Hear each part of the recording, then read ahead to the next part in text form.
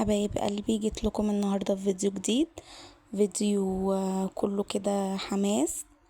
النهاردة هعمل لكم صينية بطاطس باللحمة زي ما انتوا شايفينها كده. طريقتها سهلة وبسيطة وهتعجبكم قوي. دوسوا لايك وشير وسبسكرايب وعلامة الجرس علشان يوصل لكم كل جديد انا بعمله زي ما انتوا شايفين كده. غسلت اللحمة ونضفتها.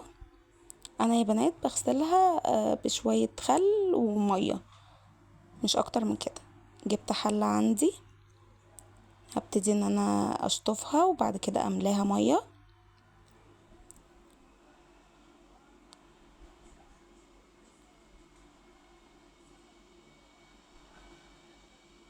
وهولع عليها النار، وبعد كده هغطيها واسيبها لحد ما تغلى او تغلي. اهو سبتها لحد ما غليت المية بتاعتي. هنزل بفصين رورة اهو، وفصين حبهان، وهنزل باللحمة بتاعتي اهو. هنزل بالكمية كلها اللي عندي.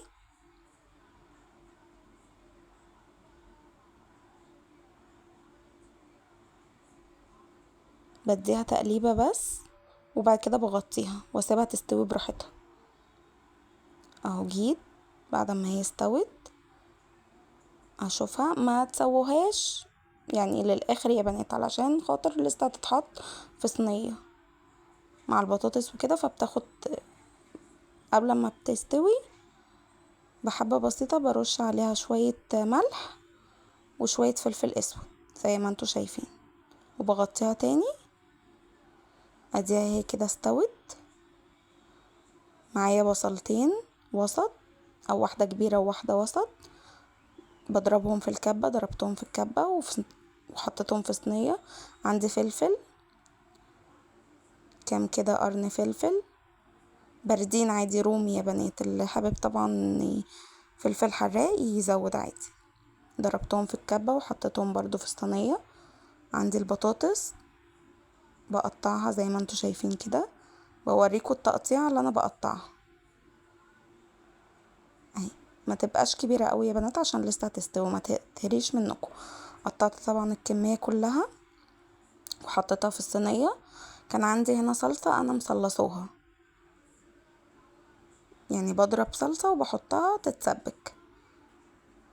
بس نزلت بالكمية بتاعت اللحمة ونزلت طبعا بكمية الصلصة. واحط دجاج ماجي كان عندي باللحمة، حطيت وشوية فلفل اسود وشوية كمون. ما تكتروش يا بنات، يعني ربع معلقة فلفل اسود وحبة كمون بس رش، وشوية ملح، وكوبايتين من ايه، من لا اله الا الله انا نسيت والله، من الشوربة بتاعت اللحمة. وديها تقليبة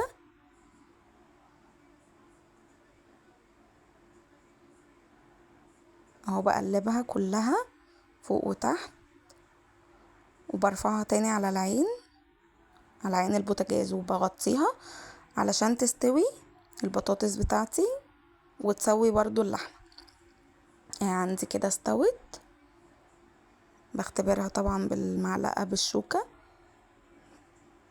لقيتها طبعا ان هي استوت. رفعتها على الفرن تاخد بس وش يا بنات من فوق، انا حطاها ان هي تاخد وش من فوق بس. وبعد كده بقدمها مع شوية رز بشعرية. بجد يا بنات عن تجربة والله تحفة، طعمها جميل جدا. ولو حابين الأكلة دي دوسوا لايك وشير وسبسكرايب، والسلام عليكم ورحمة الله وبركاته.